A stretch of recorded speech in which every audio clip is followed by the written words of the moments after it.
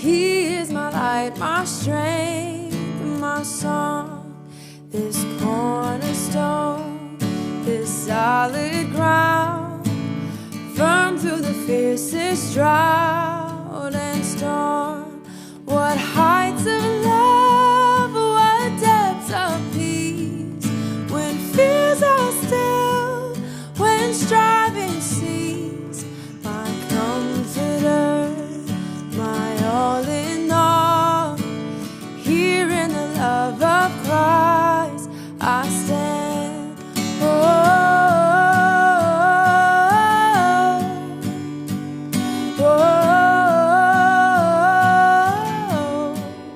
There in the ground his body lay, light of the world by darkness slain, then bursting forth in glorious day.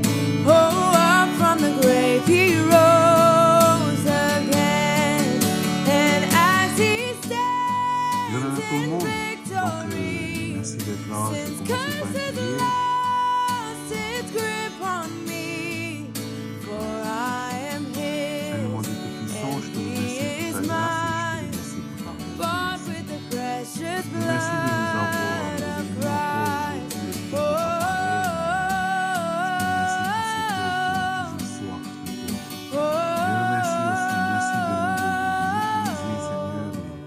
Seigneur, je te demande de me bénir, je demanderai l'aide de ton Saint-Esprit pour qu'il puisse m'aider à vraiment partager ce que tu as mis dans mon cœur. Bénis aussi ces personnes de l'autre côté qui recevront le message, qui sont bénis leur cœur. Merci pour tout et que ton nom soit glorifié, que ta présence soit présente. Dans le nom de Jésus. Voilà, Yorana tout le monde. Donc, bienvenue pour ce soir, bon dimanche. J'espère que vous avez passé une bonne semaine. Il fait chaud ici, hein, c'est l'été ici. Hein. Voilà, donc la dernière fois, qu'est-ce qu'on a fait? On continue encore notre étude là. On continue notre étude sur Nombre. Voilà. La dernière fois, qu'est-ce qu'on a étudié? Les 10 premiers chapitres hein, de Nombre. Voilà. Hein. Et qu'est-ce qu'on a vu? Ben, ça a dit que Israël, malgré que Dieu les a sortis d'Égypte, Israël était un pays qui se plaignait beaucoup. Voilà. Hein. Donc aujourd'hui, on va commencer alors du chapitre 10 jusqu'à la fin de Nombre, qui est au chapitre 36. Hein. Voilà. Voilà. Donc un mot peut-être qu'il faut retenir du livre de Nombre, le mot murmurer, se plaindre, voilà. Mais qu'est-ce que c'est déjà avant de commencer? Qu'est-ce que c'est se plaindre? Pourquoi les gens se plaignent? Surtout quand on est des chrétiens, hein, parce que ceci vraiment, l'Ancien Testament déjà est comme si c'était une image. Dieu a utilisé Israël pour donner cette image spirituelle aux chrétiens. Hein. Par exemple, je prends l'exemple de la circoncision. Hein. Dieu a utilisé Israël pour montrer la circoncision et Paul dit que la circoncision en fait est l'image d'enlever le péché de notre cœur. Voilà. Il y a eu l'image du sabbat, hein, le sabbat qui en fait le repos au 7e jour, mais vraiment c'est l'image du vrai sabbat qui est Jésus, parce que Jésus est notre repos et c'est en lui qu'on se repose, c'est en lui qu'on met notre foi. Et c'est en lui qu'on n'a plus besoin de se soucier des choses de la vie. C'est plutôt en lui qu'il faut faire confiance. Voilà. Hein. Donc l'Ancien Testament, bien sûr, est une période historique pour le pays juif. Mais c'est comme si vraiment Dieu a utilisé le peuple juif pour nous enseigner des choses dans ce monde. Et là, dans le livre de Nombre, le livre de Nombre peut-être peut être intitulé de deux façons. Hein. La première façon peut être intitulée par les plaintes, murmurer, plaindre, ou aussi la marche dans le désert. Et qui en fait représente notre marche de la foi avec Dieu dans ce monde. Hein, voilà. Hein. Et donc au travers de l'histoire d'Israël, on peut vraiment voir où Dieu est vraiment déplu, où il se réjouit. Voilà. Hein. Et dedans, parce que maintenant, Maintenant, bien sûr, Dieu, au travers de sa parole, nous révèle que telle ou telle façon, de telles ou telles actions déplaît Dieu. Et par exemple, nous allons étudier le reste de Nombre. Et dedans, vraiment, on peut voir que les murmures contre Dieu, les plaintes constantes contre Dieu le déplaisent vraiment. Et on peut voir son cœur, où est-ce qu'il est par rapport aux gens. Hein, voilà. Et bon, une autre chose aussi, c'est que aujourd'hui, les 26 chapitres en fait qu'on va faire aujourd'hui, je vais vraiment aller vite au-dessus des autres chapitres, mais je vais plutôt m'attarder là où c'est important. Donc, je vais pas vraiment expliquer tout, mais je vais expliquer les histoires qu'il y a dans les 26 chapitres qui peut être relié à nous, ok? Donc, voilà. Au chapitre 10 déjà, au chapitre 10, ils vont commencer à partir, et Dieu dit à Moïse, fais-moi des trompettes, et ces trompettes, en fait, c'est pour, comme on a dit que c'est pour rassembler, c'est pour sonner la convocation des Juifs, voilà. C'est drôle, c'est parce que dans le Nouveau Testament, il y a un verset aussi dit, je crois dans 1 Thessaloniciens, qui dit que à la dernière trompette, les justes, les chrétiens, seront rassemblés avec Jésus. Donc là, déjà, on peut voir, c'est une bonne image, vraiment que la trompette ici rassemble tous les Juifs, rassemble tous les Juifs.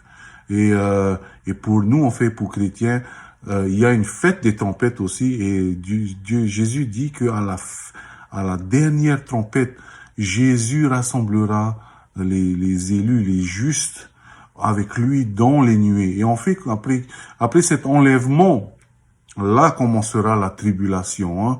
Donc il faut ne manquons pas la convocation de Jésus à la dernière trompette. Et en fait, c'est là, il faut bien se préparer. C'est simple, tu veux être partie de cette trompette, donne ta vie à Jésus, mets ta vie dedans. Voilà. Donc verset 10, voilà. Verset 10 à 12, voilà, ils commencent vraiment leur marche. Ils commencent, ils sont prêts, ils ont passé pas carrément 1 an et demi sur le mont Horeb, ils ont vu les lois, etc. Et là, ça y est, on y va dans notre pays promis. Je sais pas, combien de temps, je sais pas. Ce sera à gauche, ce sera à droite, je sais pas. Voilà. Et c'est pareil pour nous, en fait. C'est ça la marche avec Dieu, en fait. Qu'est-ce que c'est cette marche qui est avec Dieu? Cette marche avec Dieu, c'est vraiment ne pas questionner Dieu. Qu'est-ce qu'il a? Est-ce que c'est bien ce que tu fais? Voilà. Il est bien de prier, mais il n'est pas bien de murmurer. Dieu veut vraiment, dans cette vie maintenant, Dieu veut vraiment nous emmener là à sa destination. Mais beaucoup de fois, le chrétien n'est pas d'accord avec le trajet. Voilà. Et donc, le chrétien les personnes croient surtout qu'ils veulent être au contrôle de cela. Ils veulent être au contrôle de leur trajet. Mais Dieu dit non. J'ai besoin que tu fasses ceci parce que là où je vais t'utiliser, j'ai besoin que tu acquiers d'abord cette expérience et ainsi de ça. Et donc, là, on peut voir Israël, s'ils n'avaient pas à murmurer, sûrement ils auraient pris 12 à 2 semaines. Oui, mais à cause de leur murmure, leur croisière dans le désert, ça a duré 40 ans, voilà. Donc, c'est aux chrétiens de voir, s'il veut vraiment faire une croisière avec Jésus, de quelques mois, quelques années ou des décennies, voilà. C'est à vous de voir, mais une chose qu'il faut savoir, c'est que la vie et la marche avec Jésus, vraiment se reposer en lui, est une marche extraordinaire, beaucoup d'aventures, voilà. Et cela grandit vraiment notre foi, notre confiance. Plus tu marches avec lui, plus tu commences à faire confiance et plus tu vois vraiment ce que sa main et son pouvoir peut faire dans ta vie. Là, dans cette étude-là, Israël, pendant 40 ans, au lieu de faire un trajet, une croisière de 12 à 15 jours. Non, ils ont fait une croisière de 38 ans parce que vraiment, Dieu voulait. Dieu, c'est comme si, tu veux entrer dans le pays promis que je te donnais, t'as intérêt à faire ce que je te demande. Voilà. Et ça a pris toutes ces années-là pour vraiment sortir les mauvaises habitudes d'Israël, des Israélites. Hein, voilà. Et en fait, qu'est-ce qui s'est passé? La première génération qui est sortie d'Égypte, ils sont tous morts et donc Dieu a dû utiliser la nouvelle génération pour entrer dans le pays d'Égypte. Hein. Voilà. Donc, chapitre 11, ils commencent leur marche avec dans le désert. Ça y est. Allez, hein. Chapitre 11, verset 1. Le peuple murmura, ça commence déjà. Allez. Le peuple murmura et cela déplut aux oreilles de l'Éternel. Lorsque l'Éternel l'entendit, sa colère s'enflamma, le feu l'Éternel s'alluma parmi eux et il dévora l'extrémité du camp. Le peuple cria à Moïse, Moïse pria et le feu s'arrêta. Le ramassis des gens qui se trouvaient au milieu d'Israël fut saisi de convoitise et même les enfants d'Israël recommencèrent à pleurer et dit voilà. Déjà là, ils commencent à se plaindre. Et ici, on dit pourquoi ils se plaignent. Hein? Je vais lire déjà au verset 4. Le ramassis des gens qui se trouvaient au milieu d'Israël, saisis de convoitise, et même les enfants d'Israël recommencèrent à pleurer et dire, qui nous donnera de la viande à manger? Voilà. Hein? Je crois qu'ils en avaient assez de la manne, et là, ils commençaient à pleurer et à se plaindre. Voilà. Déjà là, qui est le ramassis des gens? Hein? Parce que là, on fait une distinction au verset 4, hein, chapitre 11, verset 4. On fait une distinction entre le ramassis des gens et, un peu plus tard, les enfants d'Israël. Hein, voilà. Il y a une différence. Qui sont en fait ces ramassis des gens? Ces ramassis des gens sont en fait, quand Israël était en Égypte, ben, c'était les demi-israéliens et les demi-égyptiens. Hein, voilà. Voilà. Donc, bien sûr, parce qu'il y avait les Israélites étaient des esclaves, mais il y avait aussi des esclaves égyptiens, hein, ils n'étaient pas tous là. Et donc, là, les ramassis des gens, veut dire, on fait ceux qui sont moitié-moitié, hein, voilà. Hein. Quelle leçon pour nous on fait, hein? La leçon pour nous, c'est vraiment quand tu marches dans ta vie chrétienne, il faut marcher avec des gens qui sont pleins, voilà, pas des gens à moitié-moitié, hein. Voilà. Tu veux marcher, bon, par exemple, on prend l'exemple du mariage, tu veux faire cette vie, mais il faut un époux ou une épouse qui est dédié à toi à 100%, pas à moitié-moitié, hein. Voilà. Et là, c'est pour ça qu'on fait la distinction. C'est eux qui ont d'abord commencé à se plaindre, les ramassis des gens, hein, voilà. Hein.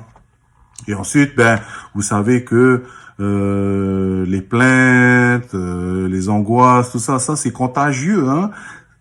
Comme la foi est contagieuse, les plaintes sont aussi contagieuses.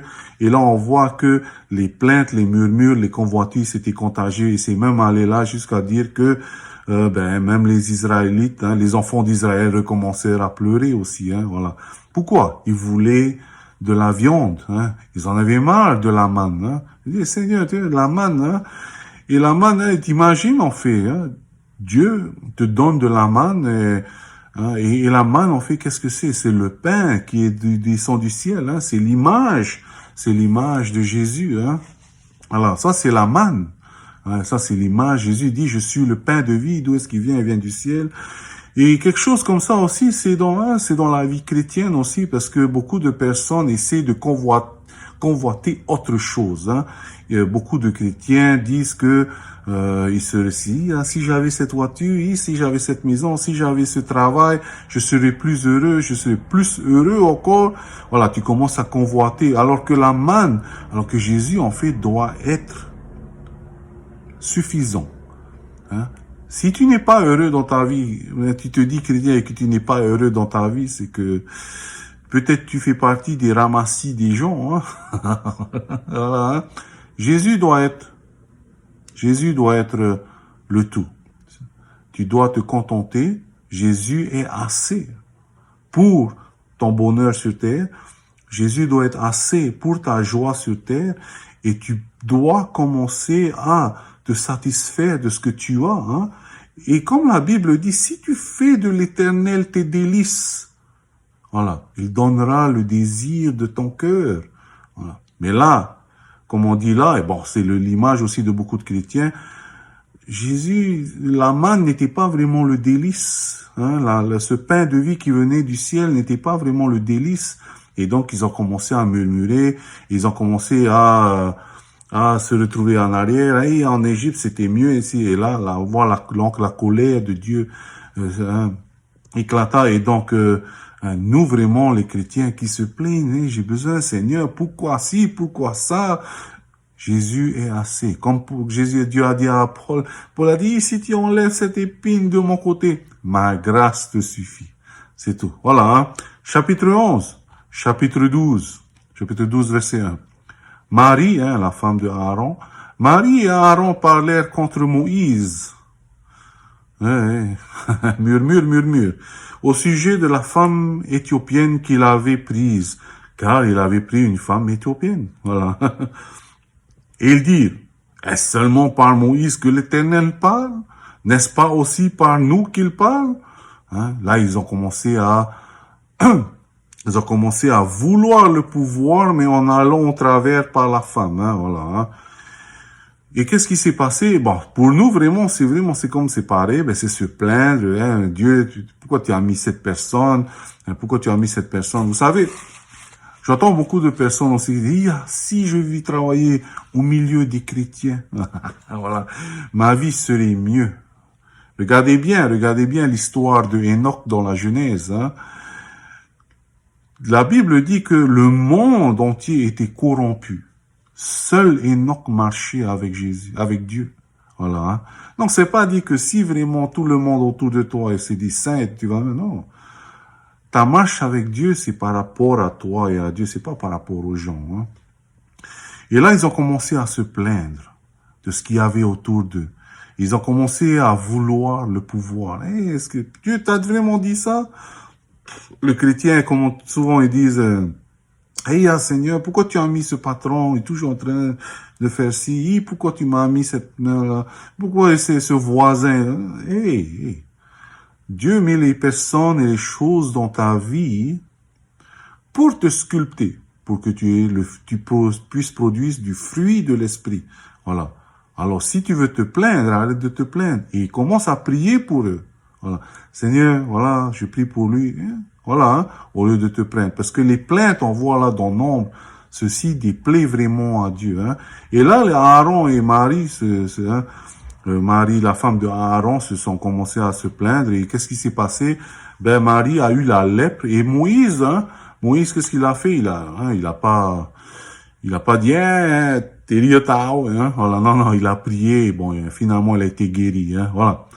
Chapitre 13, maintenant, on arrive. Et donc, ils arrivent à un endroit qui s'appelle Kadesh Barnea. Là, c'est aux portes de Canaan. Aux portes. Et là, qu'est-ce que Moïse dit? Au chapitre 13, verset 2. Envoie des hommes pour explorer le pays de Canaan que je donne aux enfants d'Israël.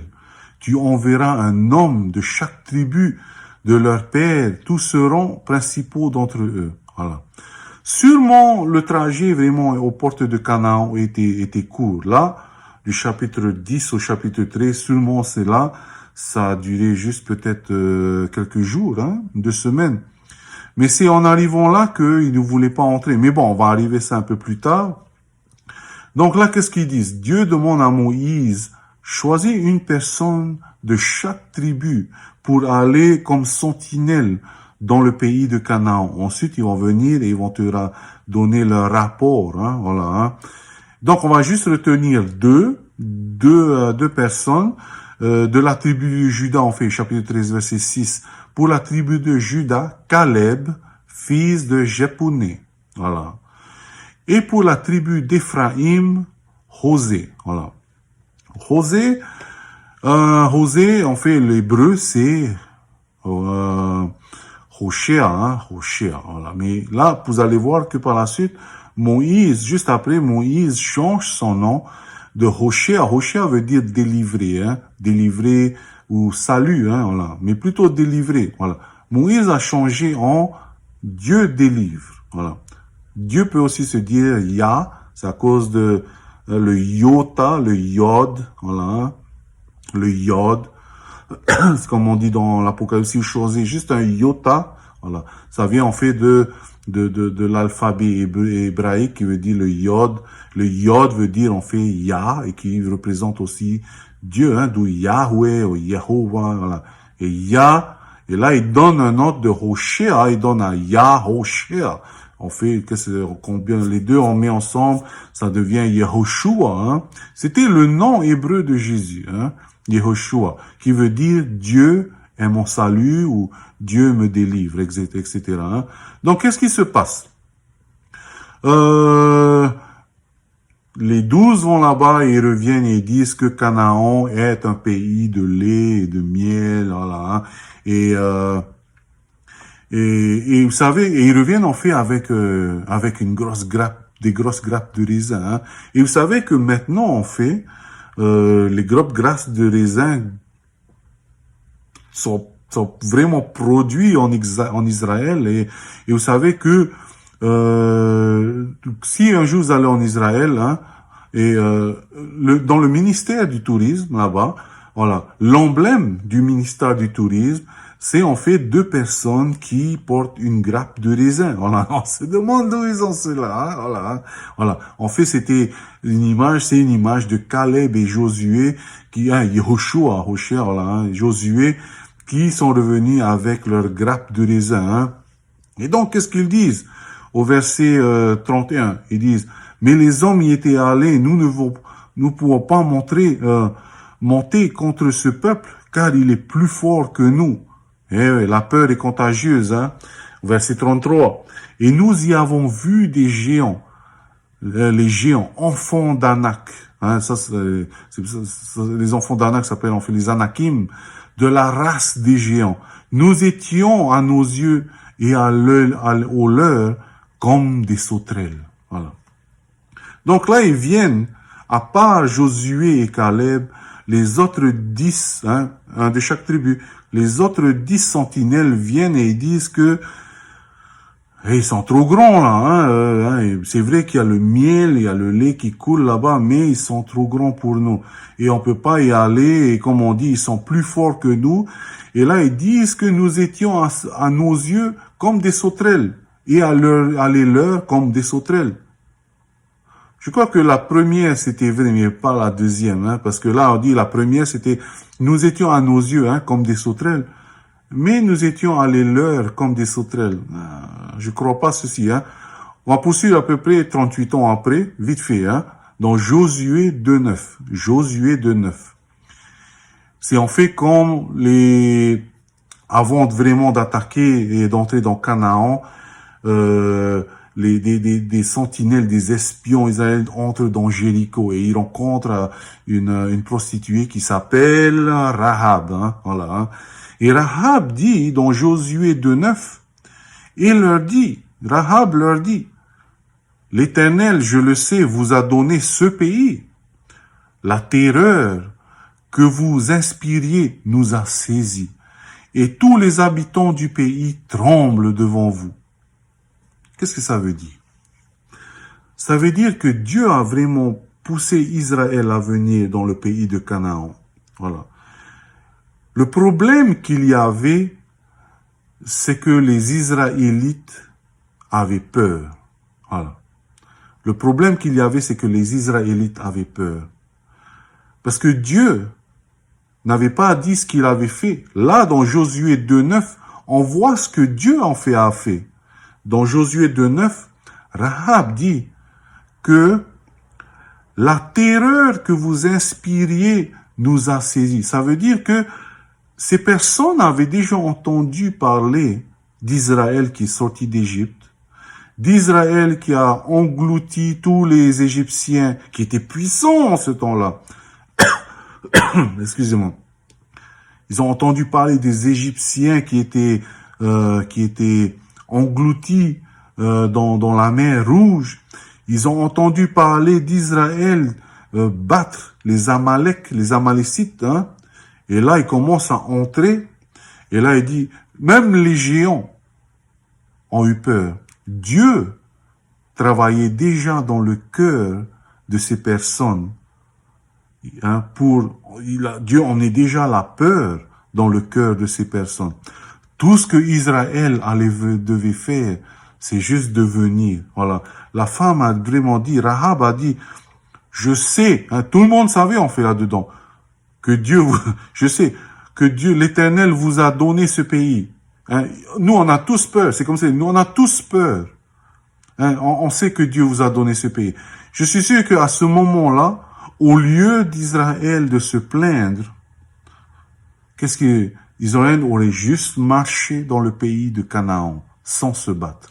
Voilà. Souvent, c'est une chose comme ça pour le chrétien aussi. Le chrétien, il arrive souvent à la porte, parce que là, ils sont juste à la porte, hein, au verset 13, au chapitre 13. Ils sont juste à la porte de Canaan. Tout ce qu'ils ont à faire, c'est d'entrer dedans. Voilà. Mais ils ont refusé à cause de la paix. Ils ont douté. Ils ont douté de la parole de Dieu. Et souvent, le chrétien, c'est comme ça, malheureusement. Le chrétien dit, Dieu appelle, hein. Dieu appelle. C'est pas quelque chose que tu rêves, en fait, hein. Mais tu sens à l'intérieur un appel, quelque chose qui vient. Et tu vois, quand tu arrives, hein, tu sais comme ça, on fait l'appel, hein. C'est que tu arrives, tu sens quelque chose dedans toi qui chauffe, qui vient, et tu sens les opportunités qui commencent à s'ouvrir. Et au dernier moment, ben, tu dis non. Tout ce qu'il fallait faire, c'est aller dedans. Alors là, ici, au chapitre 14, qu'est-ce qu'on dit? Toute la congrégation a murmuré et ils ont pleuré. Qu'est-ce qu'ils disent? Pourquoi nous laisser mourir? Pourquoi tu nous as pas laissé mourir en Égypte? Pourquoi Dieu, tu nous as fait mourir dans le désert? Dieu avait déjà travaillé avec les Anakim, les géants. La peur était déjà dans leur cœur. Et tout ce que Israël devait faire, c'est d'entrer. Et là, il commence à pleurer. Pourquoi tu nous as fait ci? Pourquoi tu nous as fait cela? Ah, tout ce qu'il devait faire, c'est d'aller dedans. Hein. Toujours, c'est d'aller dedans. Ah là là. Et pourquoi on fait? Souvent aussi, quand on se plaint, c'est parce que les gens croient qu'ils connaissent mieux. Ils savent ce qu'il y a de meilleur pour eux. Alors que quand tu deviens un chrétien, Dieu sait ce qu'il y a le mieux pour toi. Parce que lui connaît le futur. Hein. Hein, par exemple, je prends un exemple. Hein, peut-être si vous voyez un beau garçon, une belle fille, il dit, si j'avais, c'est carrément top. Hein. Hein, mais Dieu sait que elle sait pas cuisiner, elle fait pas le ménage. Voilà. Tu dis non, c'est pas bien. C'est mieux l'autre que tu descends un peu en beauté, mais question vertueuse là, là tu vas avoir le top des tops. Voilà, c'est juste un exemple. Hein, je vise personne, ok. Voilà. Et là, quand les gens murmurent, ils pleurent, c'est comme si les gens disent à Dieu, tu sais Dieu, moi je sais ce qu'il y a de mieux pour moi, tu sais pas. Moi j'aurais mieux aimé mourir dans le désert ou mourir en Égypte, voilà. Hein. Pourquoi tu veux aller nous faire? On les fait massacrer avec ces géants, voilà. Hein. Nous et nos enfants, après ils mettent en crise leurs enfants. Mais qu'est-ce que dit Dieu? Il en avait marre, je suis sûr. Il a dit, vous savez quoi, ben vous allez mourir dans le désert et c'est vos enfants qui vont aller dans le pays promis. Voilà.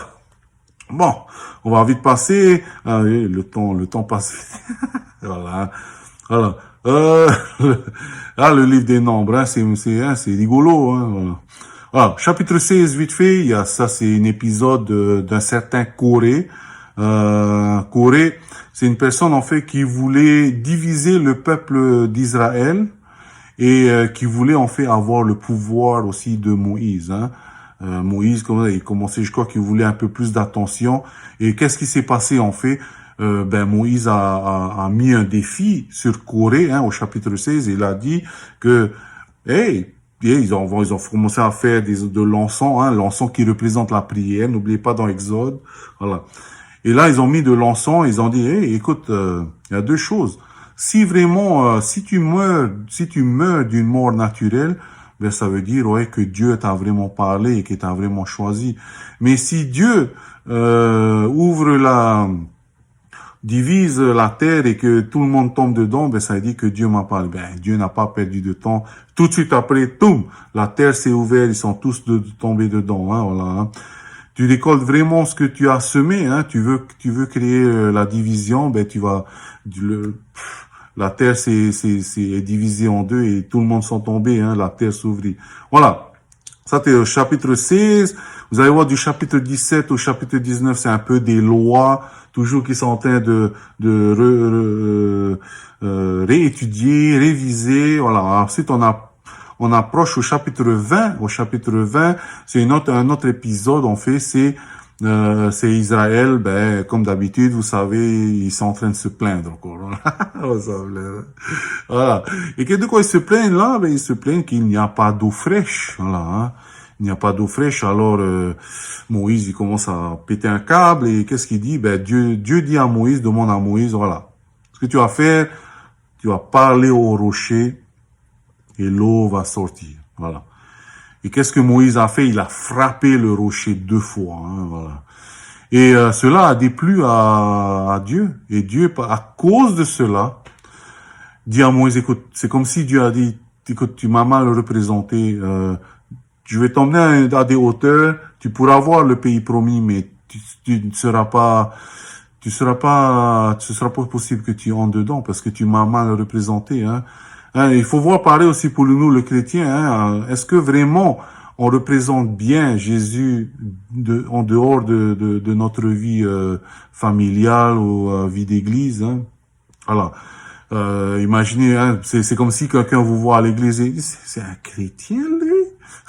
C'est un chrétien. Il dit beaucoup de gros mots au travail, mais bon, hein, je vise personne. Hein, je vise personne. Mais c'est un peu comme ça. Hein. Tu représentes mal. Dieu a des choses pour toi. Dieu a des choses pour chaque chrétien. Comme j'ai dit, nous sommes tous des instruments de Dieu et Dieu veut comme composer son orchestre. Hein. Chacun est un instrument. Mais tout dépend à quel point il peut te façonner, voilà, hein, pour qu'il puisse utiliser cet instrument. Alors, donc, au chapitre 20, Moïse a mal représenté Dieu et Dieu lui a dit, écoute, tu pourras pas entrer dans le pays de Canaan, hein, ça c'est ta punition. Voilà. Verset 21. Verset 21, bon, vite fait, Israël se plaint encore. Voilà, plein de plaintes, voilà. Hein. Et qu'est-ce que ça, je dis ça parce que qu'est-ce qui se passe là? Se plaignent, Dieu est déplu encore et qu'est-ce qu'il envoie? Il envoie le serpent et il mange et le serpent mord les personnes et 24 000 personnes meurent, voilà. Et qu'est-ce qu'il dit à Moïse? Qu'est-ce que Dieu dit à Moïse? Il dit, prends un bâton et mets le serpent en haut et tous ceux qui regarderont ce serpent seront guéris, hein. Bon. Médicalement, ça n'a pas de sens. Voilà. Théologiquement, ça a tout le sens. Ça s'appelle la foi. Voilà, hein. Donc, Moïse l'a dit, voilà. Ceux qui regardent en haut, ceux qui entendent la parole de Dieu, voilà.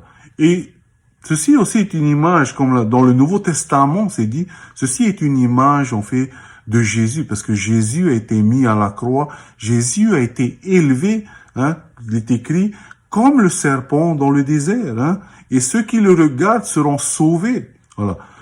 C'est le seul travail, c'est de croire en celui qui a été élevé sur la croix. C'est la seule chose qu'il faut faire. Voilà. Beaucoup de personnes disent, c'est trop facile. Il faut que je fasse ci, il faut que je fasse ça pour que je sois sauvé. Regarde, dans le désert, c'est simple. Dieu a dit, regarde le serpent et tu seras sauvé. La Bible fait mention de cela, que le Fils de l'homme sera comme le serpent élevé. Mais maintenant, jusqu'à maintenant, 2000 ans après, c'est tout ce qu'il faut pour la foi, c'est tout ce qu'il faut pour être sauvé. C'est regarder le Fils de l'homme qui a été élevé sur la croix. Hein. C'est tout. Le salut ne vient pas de nous. C'est pas quelque chose qu'on peut faire. Personne ne peut travailler pour son salut. C'est impossible.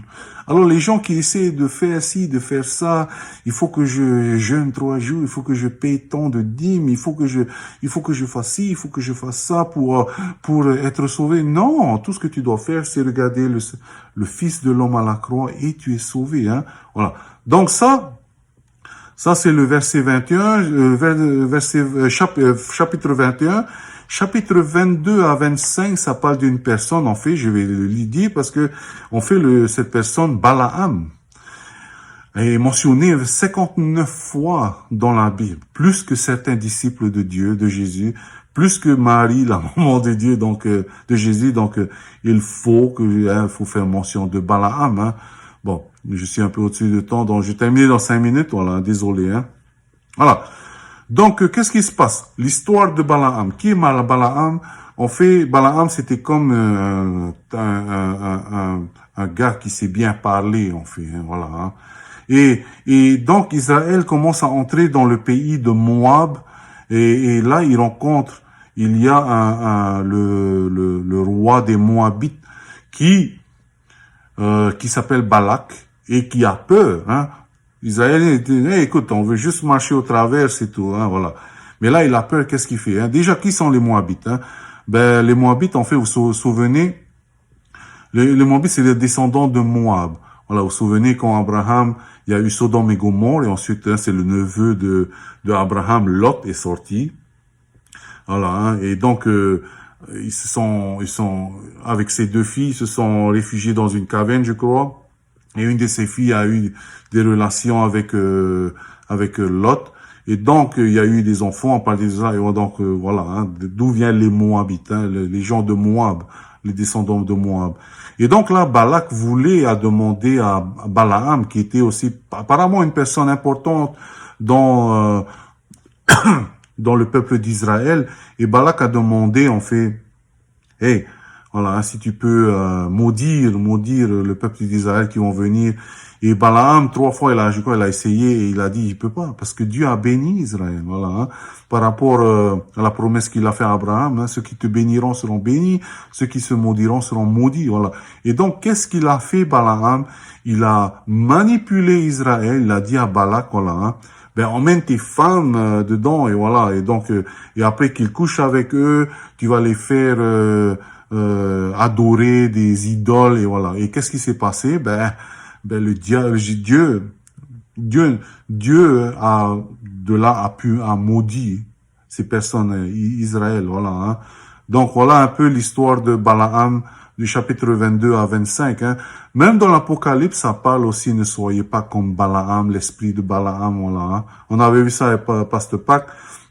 Une chose aussi qui était, comment dire, un peu amusant, je vais lire, c'est du chapitre 22, 28, du verset 28 au verset 30. Hein. En fait, c'est Balaam qui commence à aller vers Balak, et il va sur une ânesse, et l'ânesse, à un moment donné, il voit un ange, elle voit un ange, elle voit un ange, et elle s'arrête, hein, et Balaam frappe l'ânesse, hein, voilà, hein. L'Éternel, au verset 28, l'Éternel ouvrit la bouche de l'ânesse, et elle dit à Balaam, que t'ai-je fait pour que tu m'aies frappé déjà 3 fois? Balaam répondit à l'ânesse, c'est parce que tu t'es moqué de moi, hein. Si j'avais une épée dans la main, je te tuerais à l'instant. L'ânesse dit à Balaam, elle commence à avoir une conversation avec son ânesse. Alors, ne suis-je pas ton ânesse que tu as tout le temps monté jusqu'à ce jour? Ai-je l'habitude de te faire ainsi? Et il répondit non. Voilà. Hein. Voilà, donc voilà un peu ce qui s'est passé. C'est juste pour dire que, vous savez déjà, bon, hey, arrêtez de vous moquer de Balaam et de l'ânesse, parce que je suis sûr que vous parlez à votre animal aussi, hein. Hein?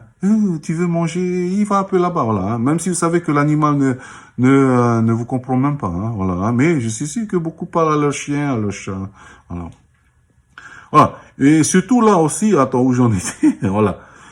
À cause de cela aussi, on fait, Balaam aussi va mourir pas longtemps après. Voilà.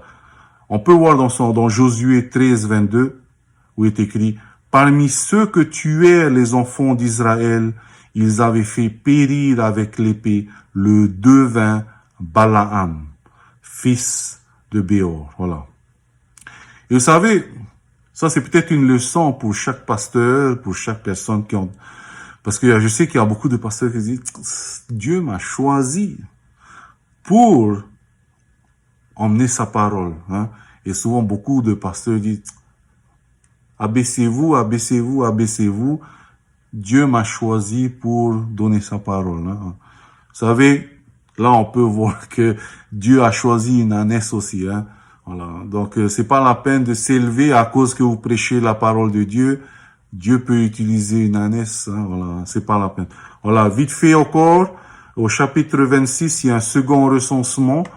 Et là, en fait, c'était l'autre génération. Hein. Donc là, ils ont compté le recensement des hommes de 19 ans et plus en âge de se battre. Ils ont compté à 601 730. Hein. Voilà, 601 730 et 23 000 Lévites.